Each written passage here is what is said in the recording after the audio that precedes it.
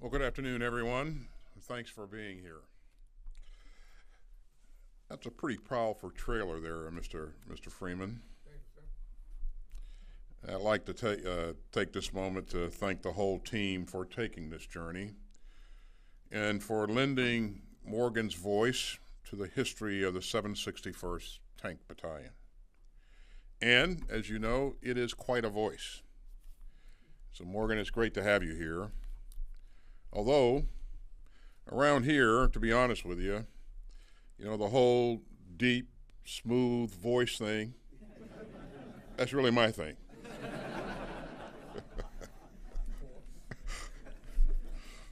But on a serious note, all Americans should be inspired by the story of the 761st Tank Battalion, a unit known as the Black Panthers. It's an incredible story and a deeply American story. This battalion earned its place in our history alongside the 1st Rhode Island Regiment, the 54th Massachusetts Infantry, and the Tuskegee Airmen. The 761st had to train to fight Hitler while surrounded by the racist restrictions of the Jim Crow South. But they persisted. And in 1944, they finally saw combat when they took back a German-held town in France. And one of their commanders remembered, "My men were tigers. They fought like seasoned veterans. We got our lumps, and we took that town." And I should say that the commander included another word in his comment right before the word town, which anyone who served in combat, you can figure out what that word might have been. Now, during World War II, black troops called for a double victory, for liberation overseas and for liberty at home. And that has some important echoes now. 75 years ago, last week, President Truman signed the executive order that finally integrated the U.S. military. Ending segregation in the U.S. military made us a stronger force, and it made America more noble and more whole. It's one reason why my own life journey could take me from growing up in the Jim Crow South to serving as Secretary of Defense. And it's one key reason why President Biden can nominate an outstanding warfighter like Air Force General C.Q. Brown to be our next chairman of the Joint Chiefs of Staff. Today, our military draws on the talents and strengths of all Americans, regardless of color or creed. And that's why the United States has the strongest fighting force in history. So we owe a special debt today to the men of the 761st Tank Battalion. Their story doesn't just inspire us to serve our country, it inspires us to stand up for its founding ideals. So to Morgan and your whole team, thank you for bringing this important story to new audiences. And once again, sir, thank you for being here.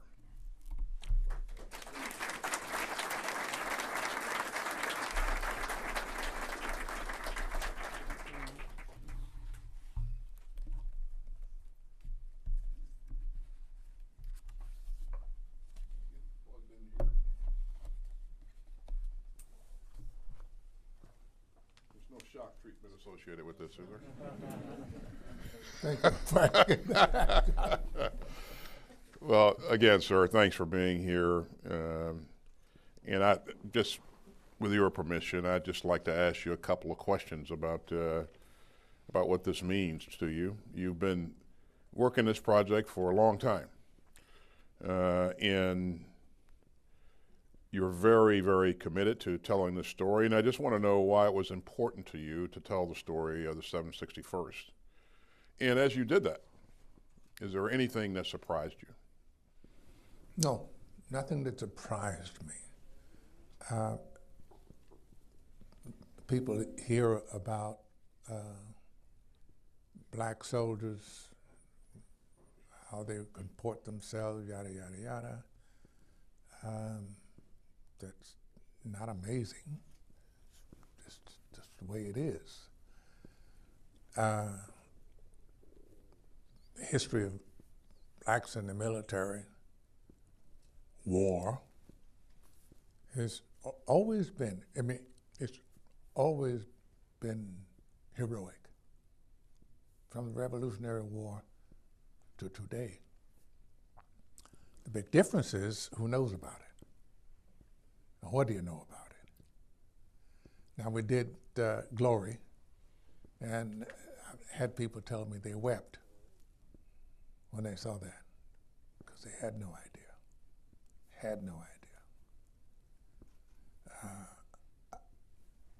people grew up, particularly in the South, thinking that all we did was chop cotton and drive mules.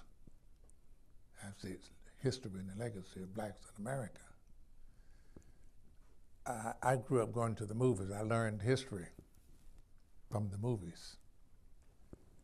One of the things wrong with me learning history in the movies was that I didn't see me. That bothered me. It still bothers me. But if I want my story told, I have to tell it, don't I? And that's my mantra. If you want your story told, you got to tell it. Well, we all look forward to seeing and hearing that story being told, and so thanks for your commitment to this project. A lot of people are going to learn a lot about this great unit. And by the way, Glory is still one of my favorite films, and I think there's probably a bunch of other folks in the room who would say the same thing. Just extremely well done, and so thanks for bringing that to all of us. Morgan, as I said in my opening, and I know you were at Howard last week, we just marked the 75th anniversary of President Truman signing the executive order, and that order was 9981, and that desegregated the military. We both know progress has been made, but there's more to be done. So I'd like to ask you, in terms of how you see things, where do you think we are today, and how do you see this? You mean in the military or just in America? We'll start with the military, and then we'll go to America. Well, obviously, I mean, I'm sitting here, I'm looking at our military, and yeah, this is America. This is it. Now, if the rest of the world, rest of our country, gets on board, we'll be world beaters. World beaters. Socially, economically, militarily, however you want to look at it. Because if we just said, as a fighting force, with the best in the world, as a country, we want to be the best in the world. That's how I see it. And so I would absolutely agree with you that we are a diverse military. That's what we're all about. We reflect the country that we serve.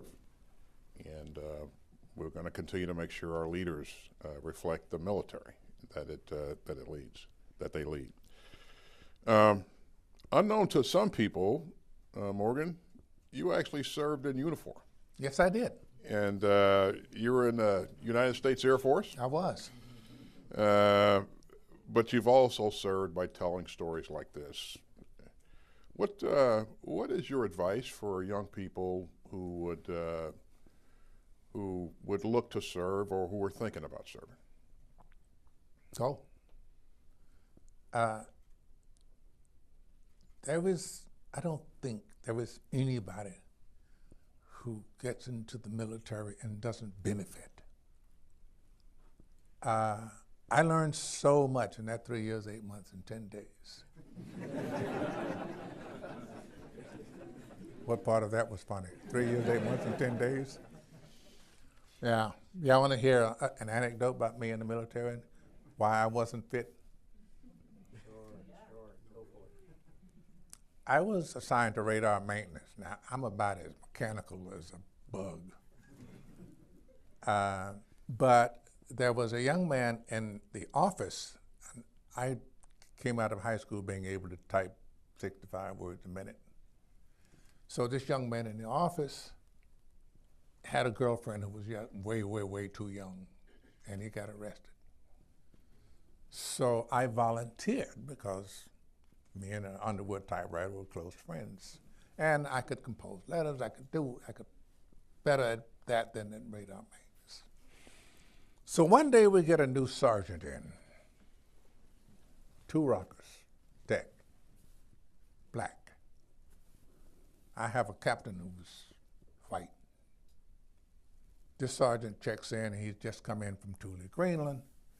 Sergeant Spaulding, I want you to meet one of my best men. Your best man is the one who volunteers. So I go in there, and I say, Sergeant, it's nice to meet you. I'm sure you keep your nose clean. We'll get on all right. He had an eyebrow that could touch his hairline. He said, you want to take this box up to the 6th tower? No. I'm a 2-striper. There's the captain sitting right there. What'd you say? I said, no.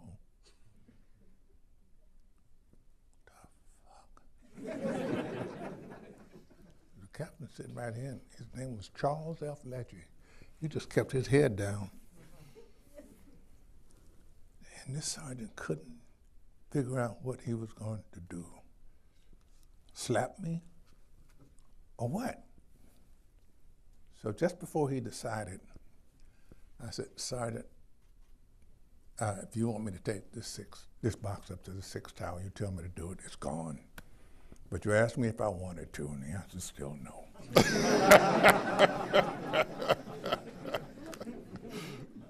We became tight. He never forgot that lesson. Well, Mr. Freeman, I'm getting a hook here from the general, but I want to thank you again for this tremendous piece of work, and we all look forward to seeing it in full. Also, thank you for your service to our country, and thank you for your continued service in telling the American story. And we are really, really grateful for all that you do. So, I will continue God bless as you. long as I can get out of bed.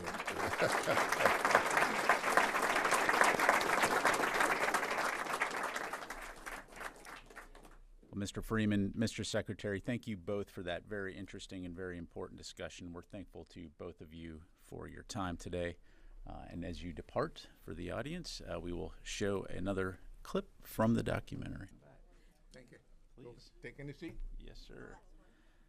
Now I'm pleased to welcome Mr. Freeman back to the stage with our other panelists, Mr. Phil Bertelson, Director, Mr. Charles Bowery, Executive Director, U.S. Army Center of Military History, and Mr. James Younger, Executive Producer.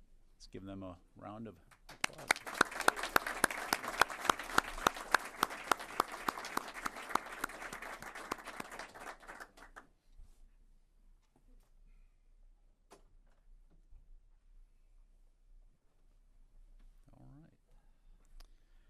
Okay, well, gentlemen, I'll jump right in with a few questions at the top. We'll start with Mr. Freeman, and then anyone feel free to jump in.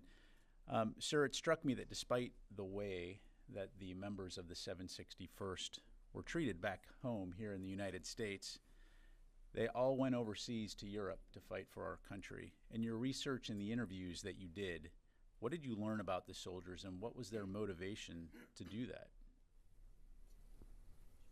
To do what? To go fight for their country.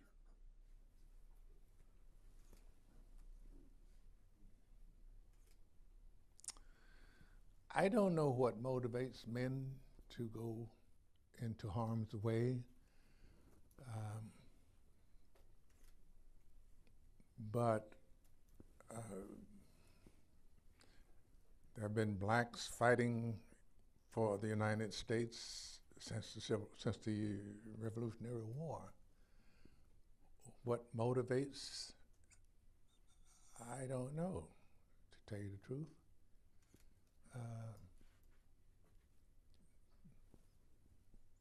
God and country. Where are you going to go if you don't? I mean, this was always talking about this country. It always had that Constitution that all men are created equal part of the Constitution, endowed with inalienable rights of life, liberty, and pursuit of happiness. We buy that. Everybody buys that. All Americans buy it.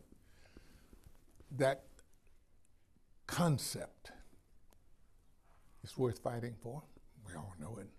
So I think I'm making this shit up, mind you, but that's my belief.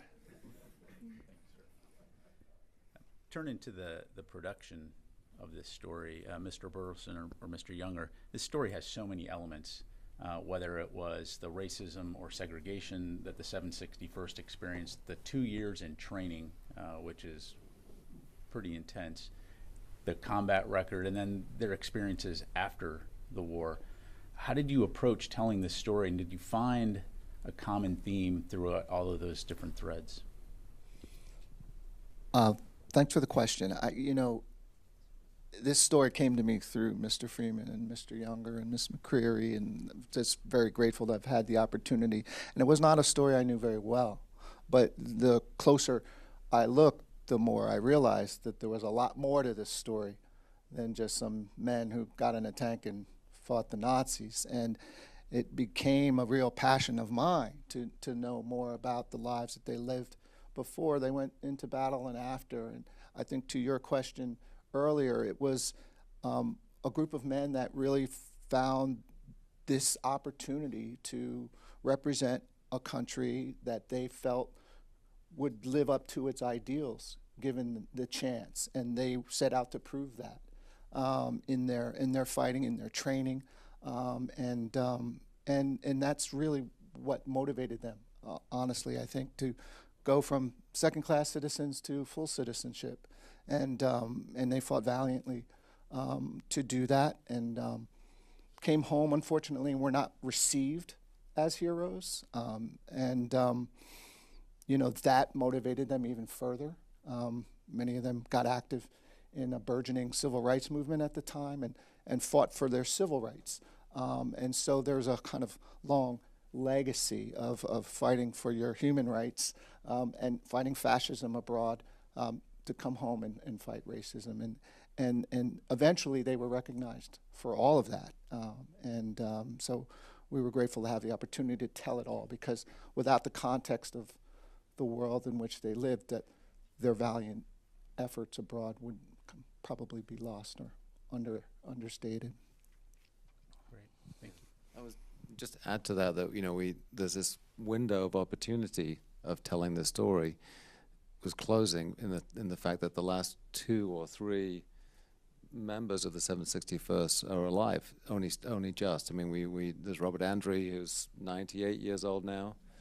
There's a couple of other people who are not well enough really to talk, so that wanting to capture before the chance is gone, that direct oral history from the survivors and from many of the children and grandchildren of the survivors, like to hear what was passed down. And that was some of your organizing principle of the film, is that it really would be told as much as possible through that first person or handed down first person testimony. Yeah, fascinating. And you highlight the recognition, I think, ultimately 300 Purple Hearts, 11 Silver Stars, and a Medal of Honor out of this one unit. It's pretty amazing. Mr. Bowery, from a historical standpoint, how do you see the actions of the 761st ultimately impacting the U.S. military that we have today? Yeah, it's a great question, and I think starting with one of the things that Mr. Freeman said and what Secretary Austin alluded to is that throughout our history, military service has been a core part of citizenship. And so black soldiers have fought to demonstrate their citizenship and throughout our history. What the 761st and other units like it did was incredibly important because one of the core ideas of Jim Crow, of segregation, was that black people could not perform in combat, that they could not take up a weapon and serve in harm's way. And in fact, there were studies after, for example, after World War I, the Army War College commissioned a study that said, with scientific basis, that black soldiers could not be trusted to serve in combat units. They didn't possess the mental or physical attributes to undergo that responsibility and to serve in harm's way.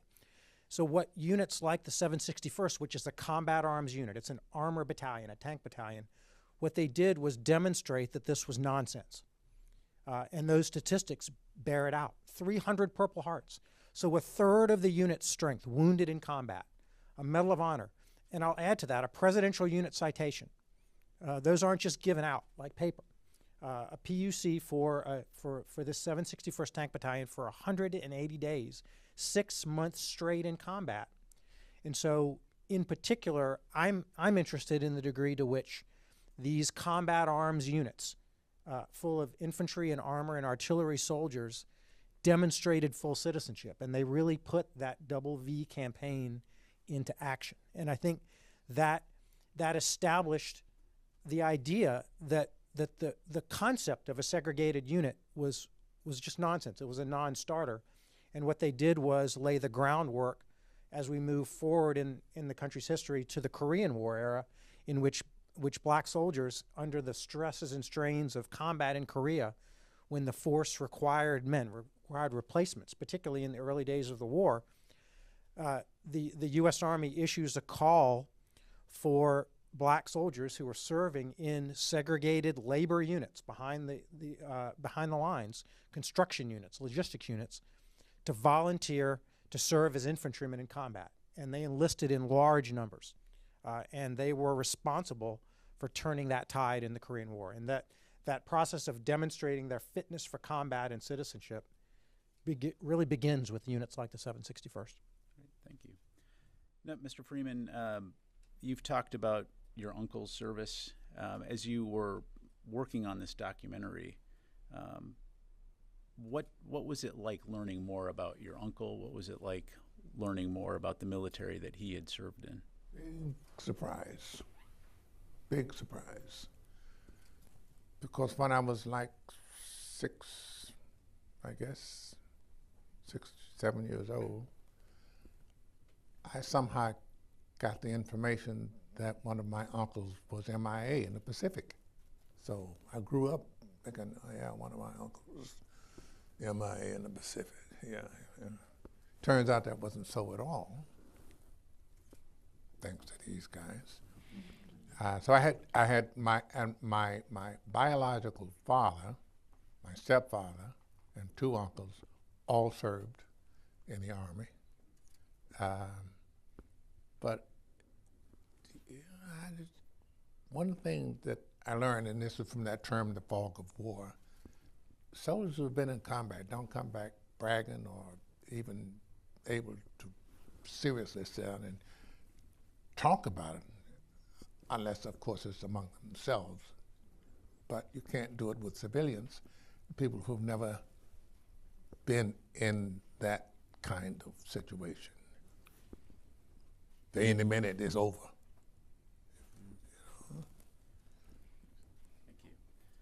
Thank you. We've talked about sort of your approach to producing and filming this documentary, but can you talk a little bit about what some of the challenges were, especially given the fact that we're talking about a unit that fought over 70 years ago? Well, I'll start and say that, often with history, it's the challenge is finding the evidence, finding enough visual material to tell the story in an interesting way. And that also begins with who's left to tell the story. And we were fortunate enough, as James said, to have a surviving member of the 761st who could help us go back to those days in battle, and his descendants, and those who were descended of other veterans. So the biggest challenge is really the collection of the history and assembling it in a way that feels complete and honest, yeah, entertaining too, to some extent. Yeah, I think that what kind of ties this story together in a way is this telling the story is so important, because people, as you said, Morgan, people who come back from war often don't tell their own story. They don't want to tell their own story. The day that we filmed with Robert Andre, he's 98 years old now, 97 at the time, and with his family, who, you know, are all very much, I mean, his son has been supporting him, going out and, you know, to events and commemorations for many years. But he said on the day that we spent, 1 hour talking with Morgan, he heard things he'd never heard before about his father's action. And you think, how does someone not talk about that for 80 years, 70 years? 70 years. All that time, he was having shrapnel. Come on, you know how like something would work its way out. Shrapnel would work its way out of his body. Yeah. But this is why I think that it's so. I mean, you should say this, but also comment on this, that recognition by the military, by the country that you fought for, is important, because it shouldn't be on the combatants themselves to have to tell the story. It should be documented. They deserve that for having gone through the battle, gone through all the trauma of war, to be recognized and to be properly documented. What was his reaction when you showed up and said, we're making a documentary about the 761st? You know, his son was pretty much his caretaker in that regard, and he was a very reluctant witness. And often when you're telling stories, the reluctant witness is the best, if you can somehow convince them to share. And so when they heard that Mr. Freeman was willing to pay them a visit, they changed their minds. So that's how that happened. And to the point of the shrapnel, his son used this really poetic term, and hearing the story and hearing elements of the story for the first time, he said, it's a lot like the shrapnel that's still revealing itself out of my father's body. These elements of the story that I'd never heard are coming to the fore. So we were really pleased to have the opportunity to meet him and to talk about the recognition, the delayed recognition in many ways. And we knew there was a presidential unit citation offered to this unit, but it was in 1978 under President Carter, 30 plus years after they were in the theater of war. And it took an effort of veterans and lobbyists to champion that. And they ultimately got that recognition. So, Mr. Bowery, you talked earlier about sort of the change in perceptions as it related to Black Americans serving in the military. But can you help us put into broader context what factors led to President Truman signing the executive order that ultimately desegregated the military? Absolutely. It was a really contingent process, and I think we lose that now. 75 years later, we lose a sense. We tend to think of it as inevitable, that this is just the arc of social progress, that it just happens, when it was absolutely not the case in 1948. And so President Truman, and I was really honored and fortunate to attend a seminar last week sponsored by the Truman Library and Foundation here in D.C., getting into the historical context of the executive order. And one of the key things that came out of that discussion was the incredibly contingent nature of this executive order. So it's 1948. Truman is up for re-election, his only re-election to office. And he is right on a knife's edge of being re-elected as the president. And so he's under immense pressure to make decisions to keep a political coalition together. And so there's a lot of politics behind this. But the real incident that sparked this change of heart in Harry Truman, who was the son and grandson of slaveholders, came from Missouri, a slave state. The true incident that changed his mind and his heart was the wounding and the blinding of an Army sergeant, Isaac Woodard, who had returned from service in the Pacific, was going home after being demobilized in his uniform on a bus home to South Carolina from Georgia, when he asks to leave the bus to use the bathroom at a stop. The bus driver pulled him off the bus, attempted to have him arrested when the chief of police in the town beat him so severely that he was blinded. This became national news, and it became national outrage. And when Truman, when the president saw this, and he saw the photographs of the blinded Sergeant Woodard, he became enraged, and he said, something has to stop.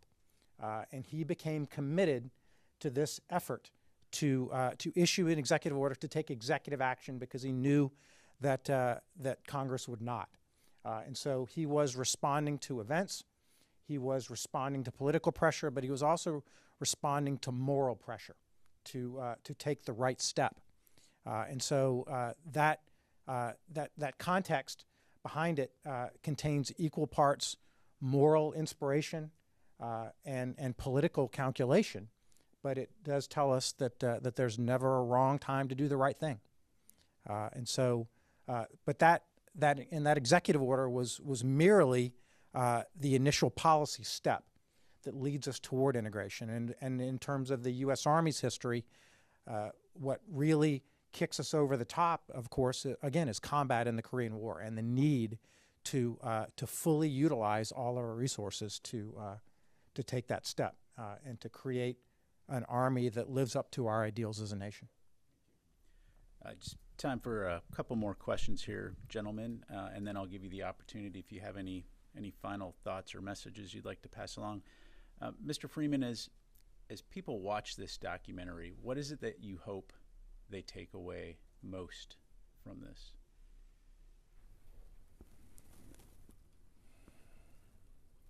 It's a realization that's embedded here that we didn't just start.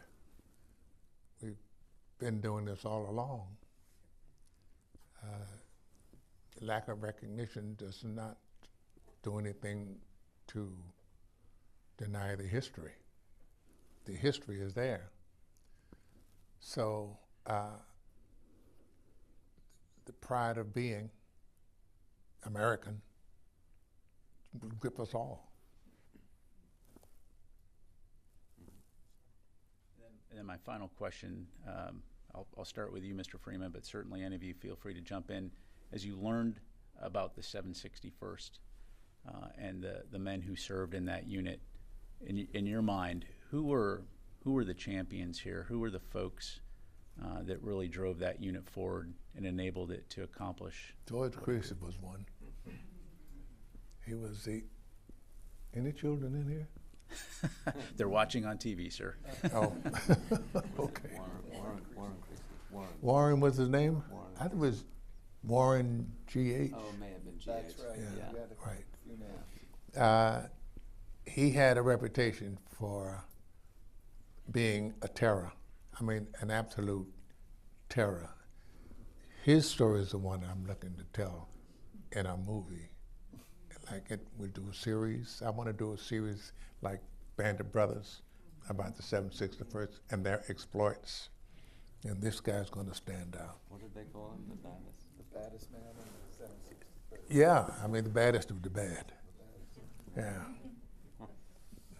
Worse than, meaner than a junkyard dog. He witnessed his friend being killed in battle, and it just turned something in him, apparently. I think one of our historians called him a homicidal avenger. He just got his kicks out of killing Nazis. Yeah. Sounds like something from a Tarantino movie. So far be it from me to really I'm certainly not a deep expert on the battalion and its soldiers, and you all are. I just want to mention another interesting member of the 761st Lieutenant Jackie Robinson. So Jackie Robinson had gone to officer candidate school, commissioned after his white counterparts, of course, as an Army officer, and was assigned to Camp Hood to the 761st when he had his moment, and he didn't make it to combat because of that moment. He was riding on a bus after a medical appointment, was ordered to move to the back of the bus, and refused. And so he was moved to a different unit, court-martialed. He was acquitted by an all-white jury of officers, and remained in the Army but didn't deploy overseas. But as we talked about, and sir, as you talk about in the documentary, these men took their wartime experiences with them into the civil rights movement. And of course, we know Jackie Robinson as a path breaker on the ball field, but he was formed by that experience, and so I would consider him as a member of that battalion too, and as a very bad man. I would go so far as to point out their colonel, White Colonel Paul Bates, who actually refused to court-martial Jackie, which compelled them to transfer him out of that unit into another one. But Paul Bates, like in any other situation, was a true ally to these men, treated them like men, gave them the courage and honor that they deserved, and they fought valiantly in large part because of his leadership. And in spite of it, because he was wounded early on and removed from the theater of war for a time, and these men went on fighting. And so I would acknowledge Colonel Paul Bates, and not just because he's a Rutgers man like me, but he was quite valiant. Just the last thing I would say is that I also think it's worth acknowledging the incredible, the fact that the 761st carried on fighting for 4 decades after the war, that the community that they came back, they formed this incredibly tight community. They fought for their own recognition, many of them, actively for decades. And their children, offspring now, are still part of that family. So they are bonded together by their experience for those 183 days in battle, made a family that still endures to this day. That's fantastic. Yep, If I could just make a comment. I'm in the course of doing some research for a project that I'm doing, a doctoral dissertation I'm writing. I encountered the records and the personal effects of Clifford Alexander, who was the first black Secretary of the Army. And I got a chance to meet his widow, Adele, and she showed me his series of photo albums from his tenure as Secretary of the Army. And one of the photographs in that album was the ceremony in which the 761st was awarded the President's Unit Citation, and he presided at that ceremony. And that photo is going to go in my dissertation because it speaks to what Secretary Austin spoke to, which is the process in the Army of raising people to leadership positions. And when people in the force see their leaders who look like them and have the same experiences as them, they're inspired to serve. And you can't discount the impact of one person's actions. And Secretary Alexander was raised to that position by the executive order, by this process of inclusion, and he paid it back. And he was in a position to recognize these men for their service and sacrifice. Well, thank you all.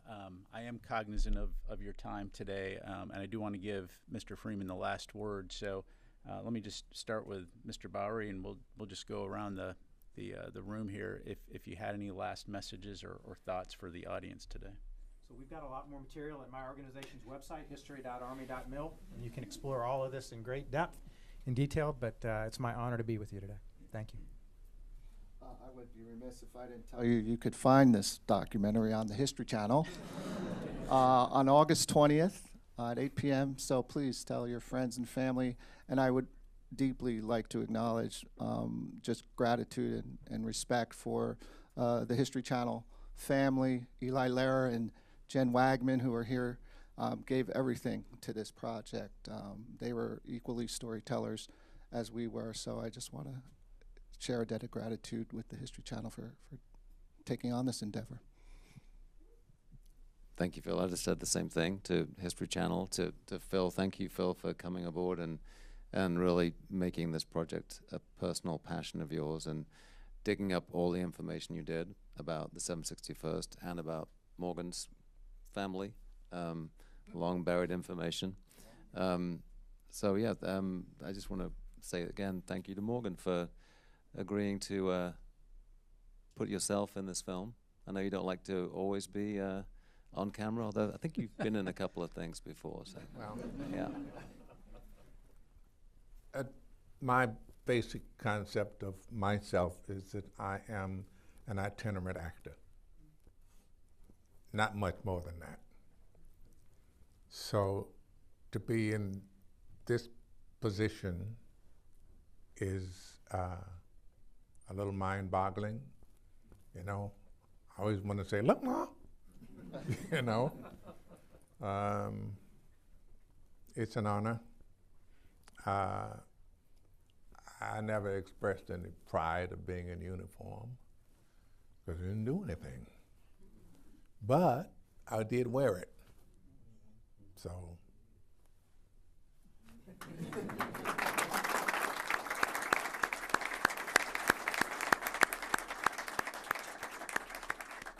Well, gentlemen, the honor is indeed ours. Mr. Freeman, thank you so much to all of you on behalf of Secretary Austin and the men and women of the Department of Defense. We're very grateful for you sharing your time and your gifts with us today, and for helping to tell this really important story about the 761st Tank Battalion. Thank you all for being here. Thank you.